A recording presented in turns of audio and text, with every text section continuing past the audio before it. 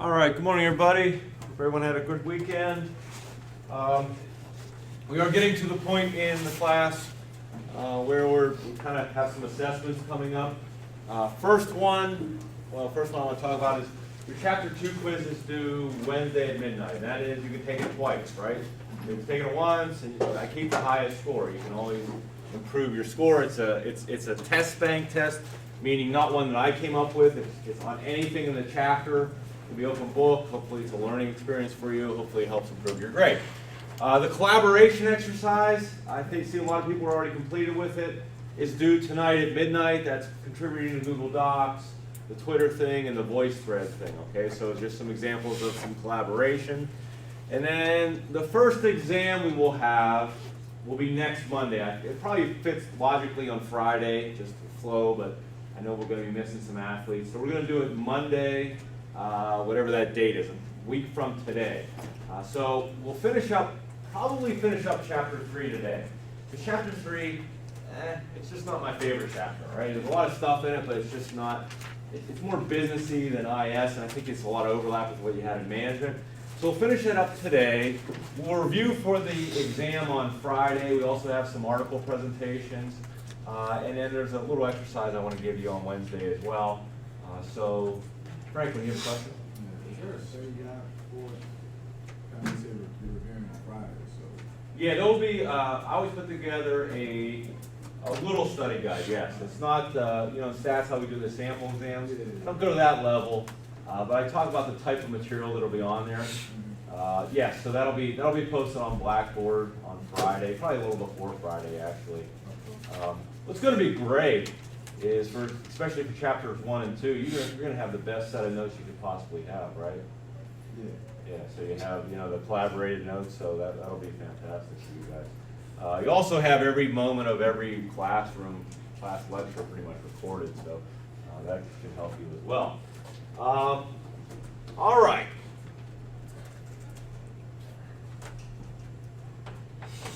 So let's talk about Chapter 3 somewhat, right? So, Chapter 3, just kind of review before we go through the slides, is kind of, talking about how do businesses use information systems. And it starts kind of at a macro level. It starts by talking about Porter's 5 forces. And what are we talking about when we talk about Porter's 5 forces? What does the 5 forces control? The bargaining power of customers, bargaining power of suppliers, rivalry. What are all those things defining? What are we trying to define when we talk about industry structure? It is how competitive or how hard is it to do business in our industry, right? And it comes down to determining how profitable or how lucrative whatever industry it is. Okay? And once we understand the 5 forces, then we can come up with a competitive strategy. And we're going to use Porter's model again, and he has really 4 competitive strategies. And you can parse this a little finer, but for this class, that's fine. What are the 4 competitive strategies? And really there's 2 at 2 different levels. What are they? Christina? Cost and differentiation. Okay, we can compete on cost, meaning we want to be the low-cost provider of whatever this service is. We want it to be so cheap, so enticing that people say, that's where I want to be, yes? So cost, and we can do cost at 2 different levels. We can try to compete across the whole industry, or we can specialize. They call it focus. We can focus on something, maybe a certain type of product in that industry, a certain segment of the market in that industry. We can focus, we can specialize. So cost is one way to compete. What's the other? Christina? Differentiation. Right. We're going to be special, right? Everyone wants to be special. We're going to differentiate ourselves. We're going to say that we offer superior service or superior technology or whatever it is, but something that's worth the extra money that you pay, right? It's worth it, right? Differentiation. And we can differentiate ourselves and compete in a industry-wide or a focused type of marketing. So this is what we talked about at first, okay? And why we want to understand that is because we want to talk about information systems for competitive advantage. Okay, so I'm going to define some terms, first of all. Porter, and we're using Porter's model, he defines value as whatever the customer is willing to pay for your service. That's the value of your service. You know, like you guys are willing to pay X dollars for tuition. That's the value of our tuition. If you're willing to pay $1,000 for a Rolex watch, that's the value. If you're willing to pay $40,000 for, you know, a Mercedes Benz or whatever it might be, that might be a cheap one, but that's the value of it. Okay, and we also want to define something called margin. What do you think margin is? When we talk about value, that's what the people, customers are willing to pay for your product or service. So what is margin? Christina? Isn't it like when you get the best value, like the customer's getting the best value, but you're also getting the best price? Okay, so margin is the difference between the value and like all the things that went into creating that value, right? All the things that we spent. You know, that's profit, if you will. Okay, the margin is, you know, what's the difference there? Okay, what's the difference there? And when we talk about that, okay, we talk about something called the value chain. Okay, and the value chain in a business is all the activities that add to that value. And your book defines, and this is good, I'm not going to go into this in great detail, but your book defines 5 primary value-adding services or value-adding functions in the business world. Okay, and this is an example of a bicycle shop. So we are creating bicycles, and it talks about five primary activities in the value chain, and those are denoted by the blue boxes. Okay, it says acquire bicycle parts. Now, acquire bicycle parts is an example of that, but what we call that first one, and this is important, is inbound logistics. Inbound logistics. Inbound logistics is sourcing whatever I need to do my function. Okay, whatever I need to do my function. If I'm making bicycles, obviously I need steel, I need rubber, I need the part, whatever the parts are, right? So all that's called inbound logistics, right? That's a primary service. How do you think businesses use IT to help inbound logistics or to facilitate inbound logistics? How do they use information systems for inbound logistics? Give me an example, any example. Matt? To see how much of a product they need to like sell in order to bring in. Okay, so I guess you're right. We're working backwards. If we know we're going to make 1,000 bikes, we need to work backwards from there and say that means we need this many parts, right? So obviously, information systems can help with that, yes? We know we can work backwards, probably maybe an Excel spreadsheet or some kind of software problem. What else can it help with? You're right. Determining how much we need to order, but what else? Yes? Yes, Christine?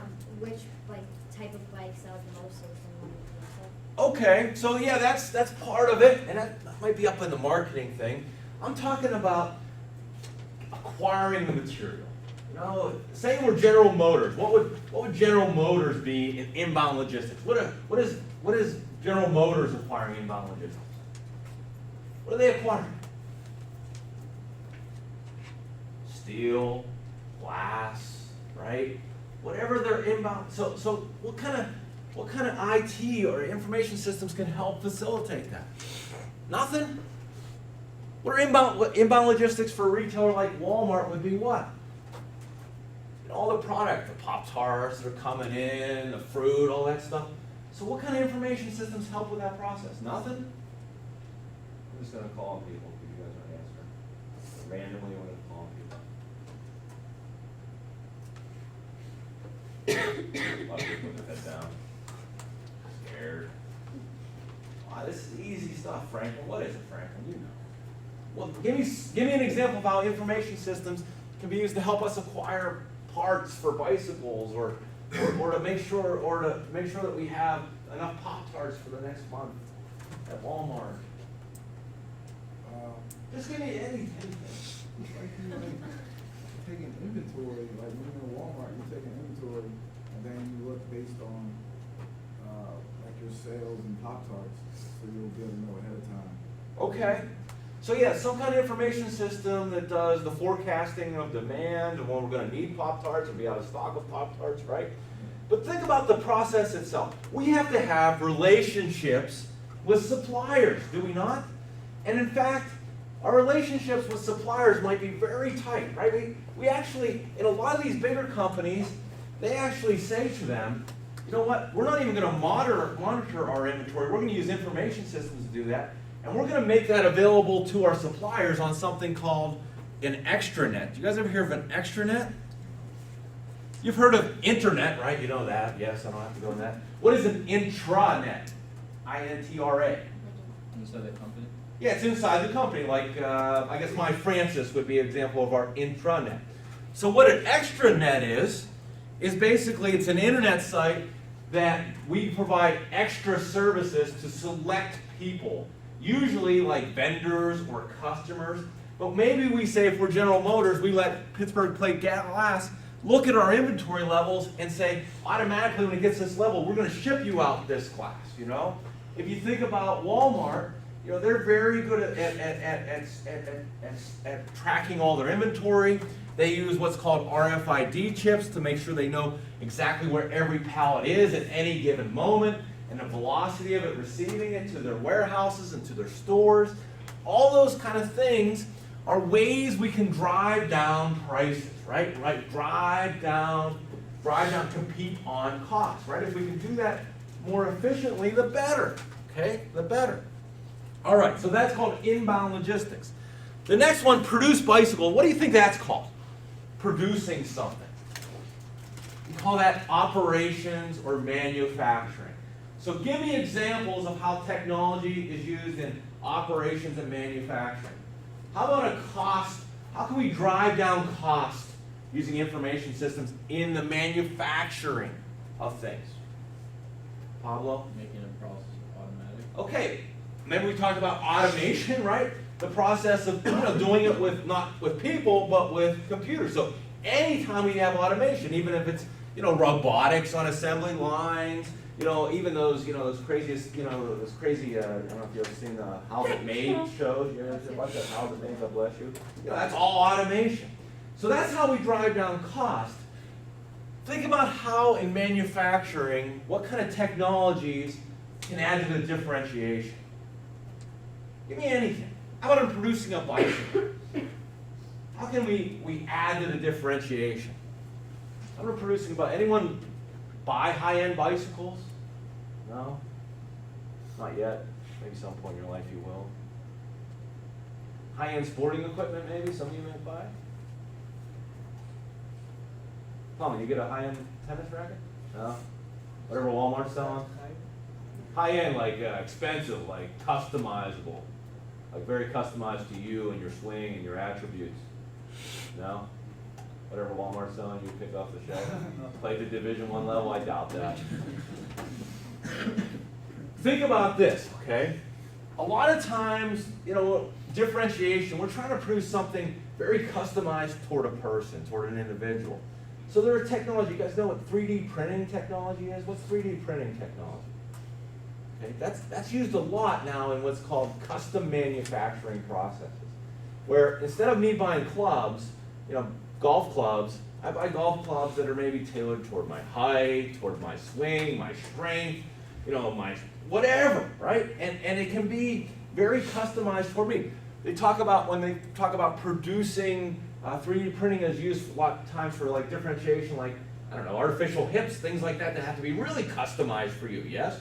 You can't just buy an artificial hip. My artificial hip's going to look, hopefully I don't need one, but it's going to look different than Brandon's, right? Different than Annie's. So it needs to be customized. So we need to provide different, and right, they're not competing on cost. When the artificial hip, you're not saying, I want to find the lowest cost artificial hip, right?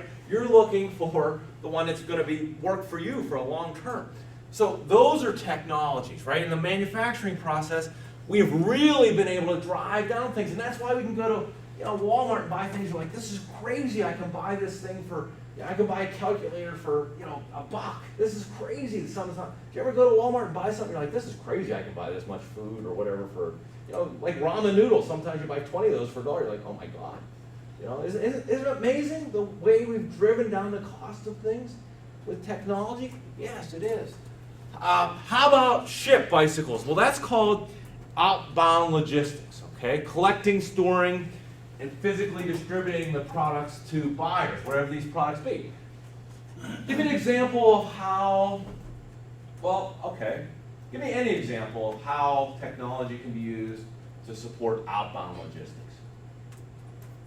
Kind of transformed all media purchasing in the last 10, 15 years. Frank, go ahead. I was gonna say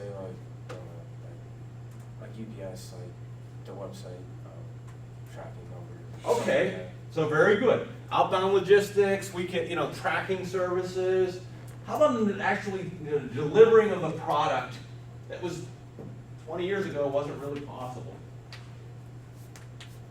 Even 5, 8 years ago wasn't really possible. Like think about entertainment or media. You guys are consumers of this, I'm sure. Like Yeah. Netflix kind of? Like Sure, right. What's the standard delivery now for Netflix? Online. Yeah, stream it, right? So that is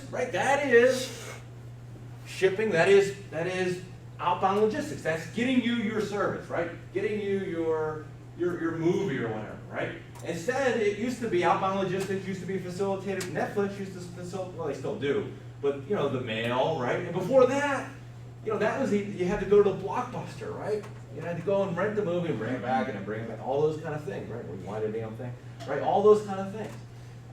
Think about music and application and all the digital delivery of things. It's going to go even a step further. How can we pair digital stuff with 3D printing? All the digital items now are delivered electronically. You can buy a will electronically. You can buy all kind of things, songs, movies electronically. We can't really buy physical things electronically or download, stream it down. But what's going to happen with 3D printing eventually? Yeah, Pablo? You get a 3D printer at home and you can just print it in your place. Think about that. Remember we talked about Moore's Law driving things down?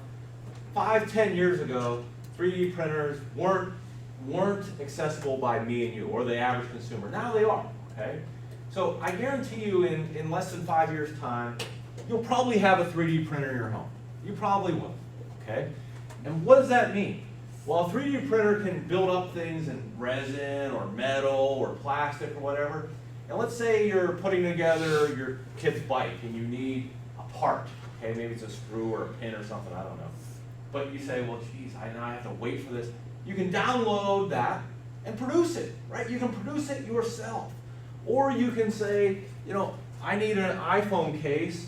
I can't download an iPhone case, but you know what? This guy over here in India produced a beautiful one out of this resin thing. I can download, the specs of that. My 3D printer can print it. And now I have a physical iPhone case in my house. So think about that, how technology has changed that as well, or will change that.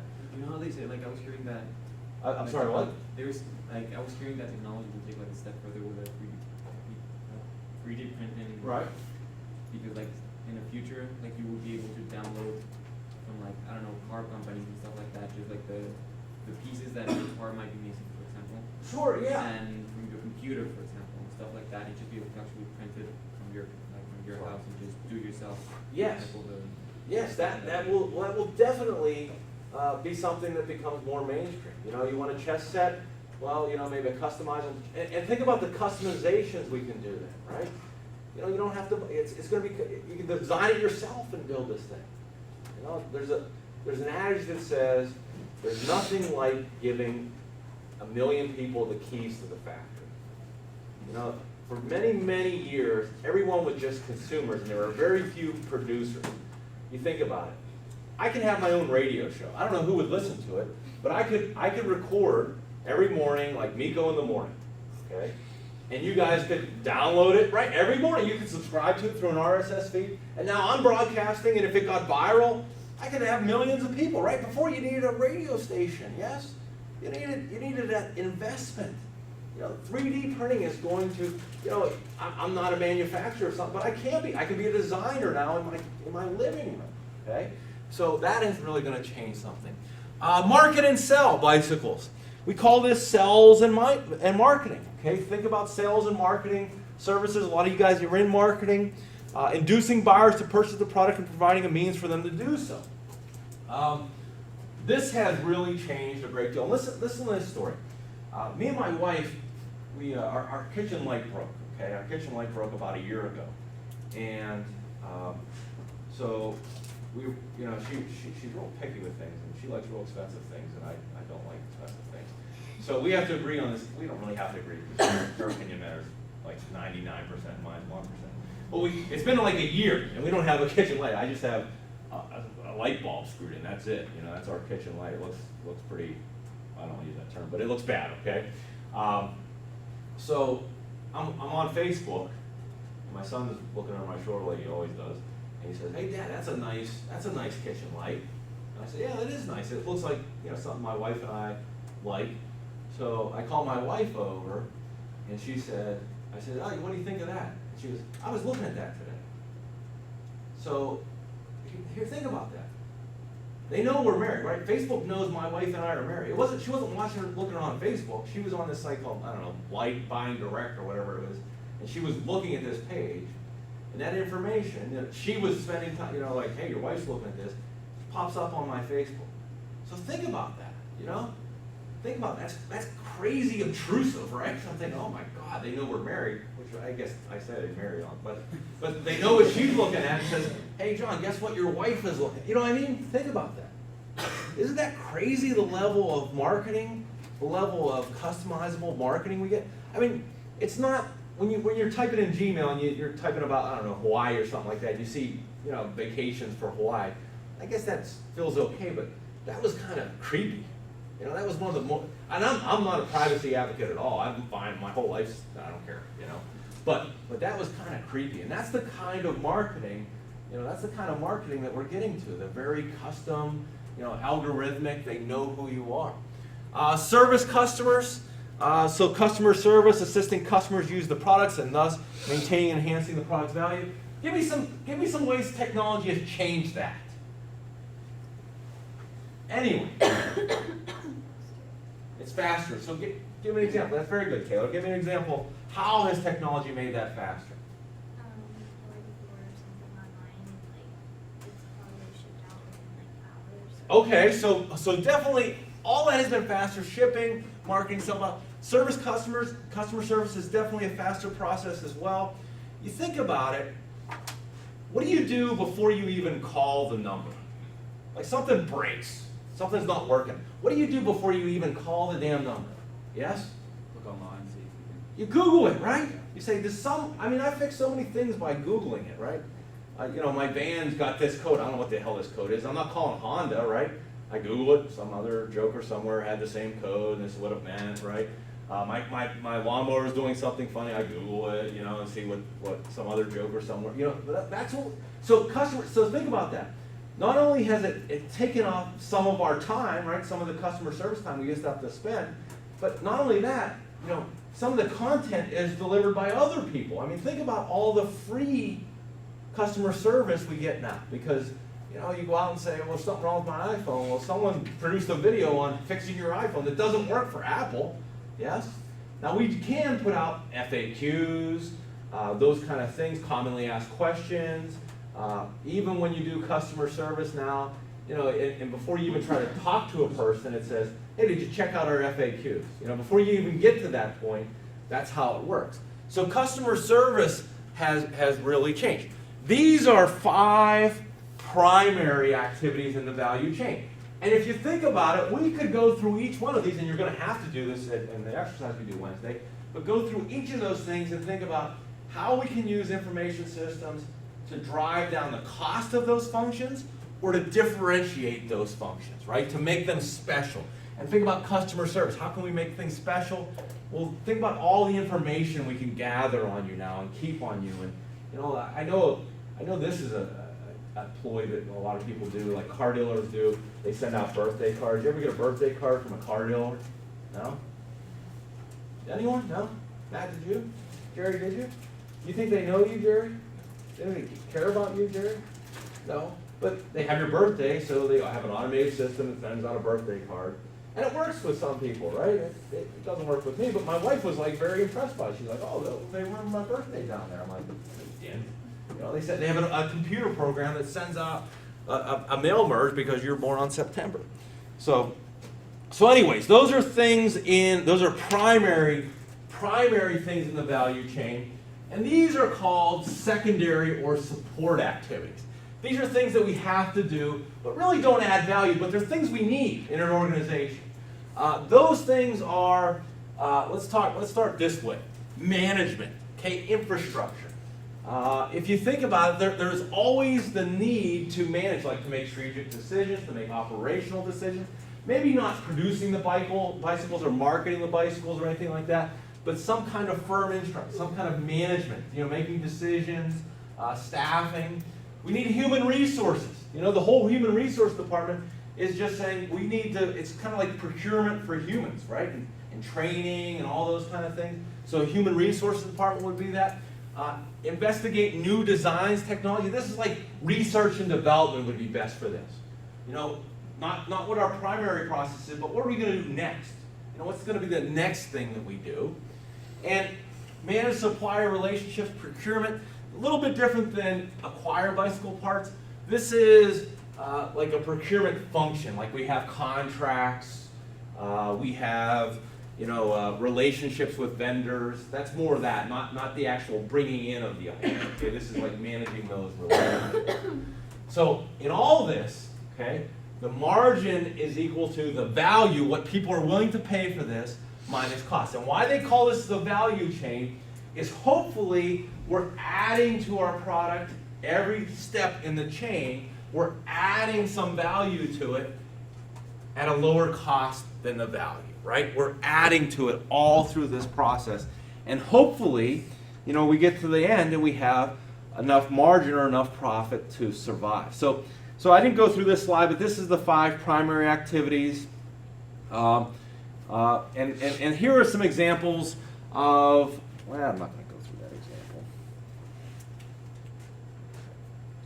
All right, so the last thing I'm going to do in this chapter, and like I said, this chapter is not my favorite chapter. It's important, but it's not my favorite chapter, is we're going to talk about how do information systems provide competitive advantage. And there are really 8 principles of competitive advantage.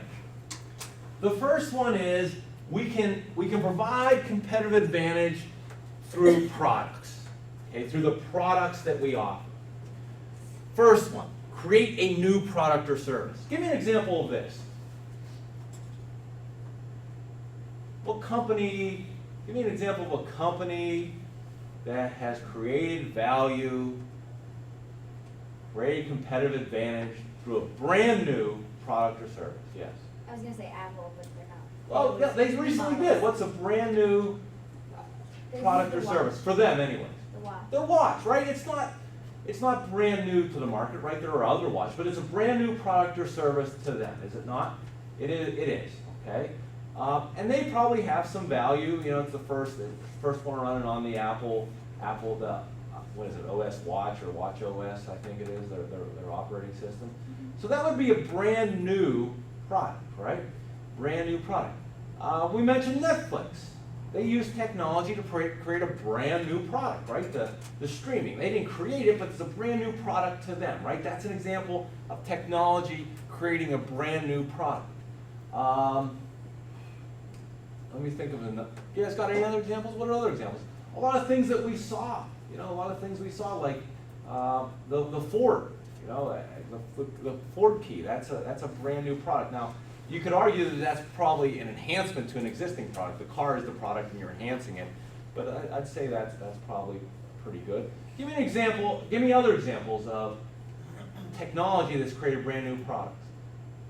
How about websites that are create brand new products? How about eBay? You think think about eBay, how that transformed things. And I know that several years ago. But eBay, as an online auction, was able to bring together, auctions aren't new, But that online auction was a new product, right? They were one of the first ones in that avenue. They're able to bring together an unlimited number of buyers, an unlimited number of sellers in what's called, nearly perfect market. Okay, so new products. How about number 2? Give me some examples of enhancing products or services. And we can enhance products or services. A lot of times we do this for differentiation purposes. Go ahead, Maya. Like how they come out with new phone, like it's the same phone, but they just have better services. Would it be like iOS? Okay, so enhancing products or services, for example, a new operating system, I would say that would be fine, right? That would be a new add-on. Think about products that are better because of technology. How about this one? Anyone golf? Anyone got golf? One of my favorite experiences, because I'm not a good golfer, but I love technology, is when I go to a high-end golf course. What do they have in the cars? GPS cards. I love GPS cards. You know what? GPS cards is an enhanced product or service. The golf course is the golf course, but what have they added on to that? They've added GPS. So now instead of shanking 150 yards, I shank it 60 yards, right? So that is an enhanced product service. Matt, do you have one? I would say like upgrades for apps that we already have. Okay, yeah, that would be as well. Sure, that would be. Think about, GPS in rental cars or voice navigation. The rental car is the service. They've used technology to enhance that service, right? To make it differentiated somehow. Yes? Does that make sense? We probably, a few years ago, I don't know how old our laptop program is, but maybe it's 10, 12 years old. That is using technology to differentiate our service, right? We say, hey, if you come to St. Francis, you get a laptop, right? It's been a pretty successful program for us, right? That's a differentiation of our service. The fact that you can do online registration now, right? That's an enhancement to the product or service. The fact that I'm enhancing my product right now by recording this, right? That's not part of the standard product, right? That's now that you can watch it later, I'm sure you all do. But that's an enhancement to the product. So using technology to enhance the product is another way. And some of these things are related. Differentiate products or services, can be same as enhance, right? That's a lot of those, the enhancement is what differentiates it. So the first one is we can create competitive advantage by product implementations. New to the world products, or taking an existing product or service and differentiating and enhancing it through technology. We can also do it through process implementation. So I like this first one. Lock in customers and buyers. How can technology help lock in customers or buyers? Yes? Like advertising, how it would make your life easier.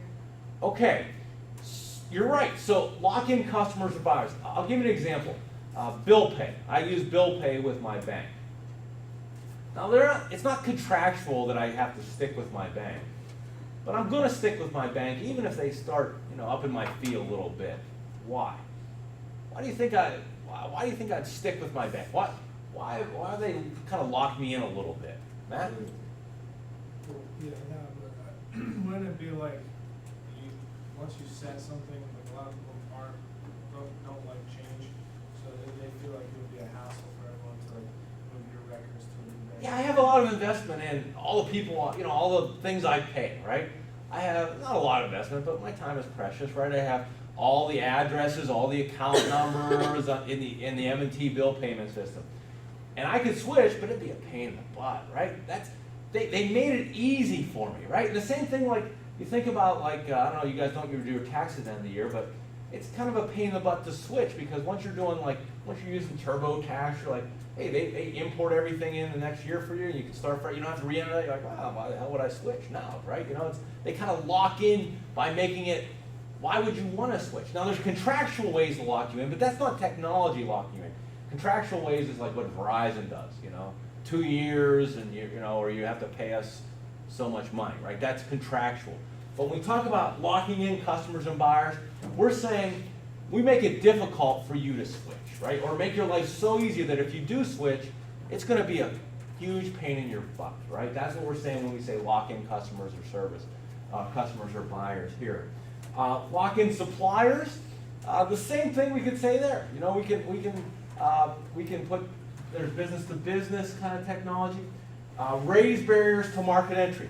What does that mean? Raise barriers to market entry. What does that mean? Raise barriers to market entry.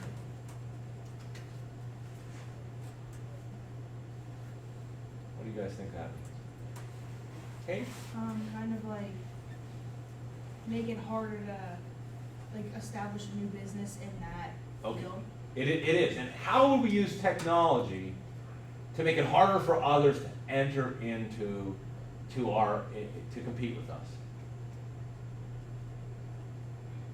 You're right. You're exactly right. What makes it more difficult?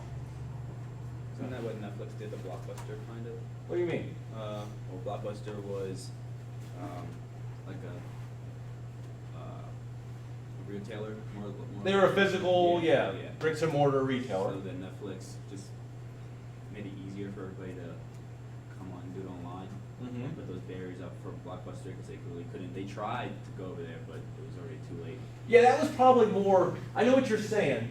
That was probably, an enhancement or a differentiating product or service. And what that was called, because it's called first mover advantage.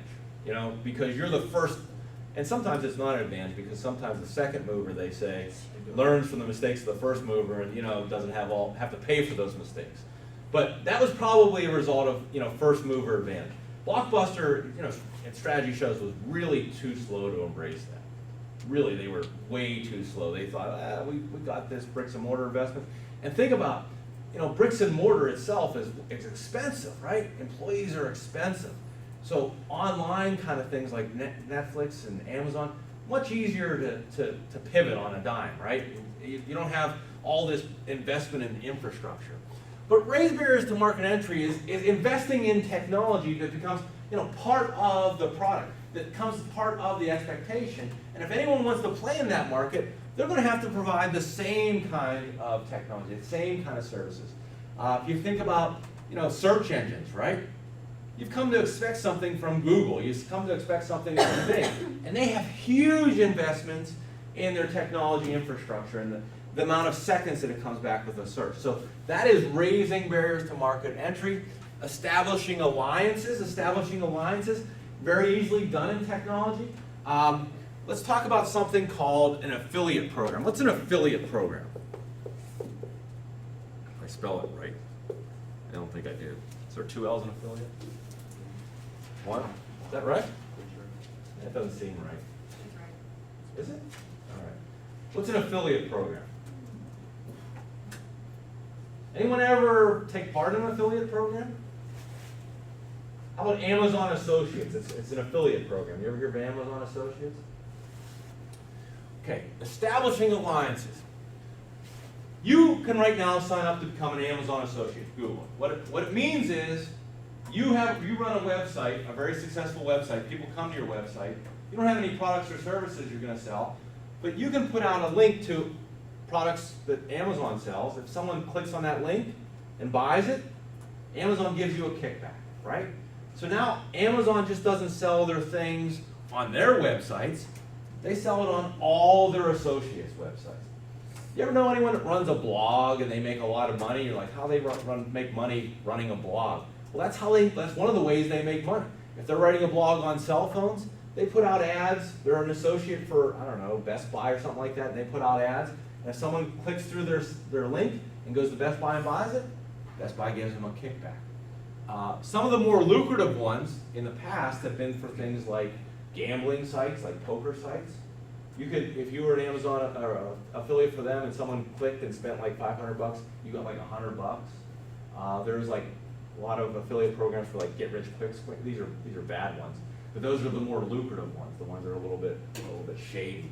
Okay, so establishing alliances, we can do that through affiliate programs. iTunes has one. You can start selling, movies or songs. And then we've talked to Helen back about this, reducing costs. Okay, that is differentiating our product, or not differentiating, but reducing the cost of producing our product through the use of technology. Now, everything else in here, is, you know, is just kind of fluff, okay? So what we're going to, I'm going to stop here today, and we're done with chapter 3.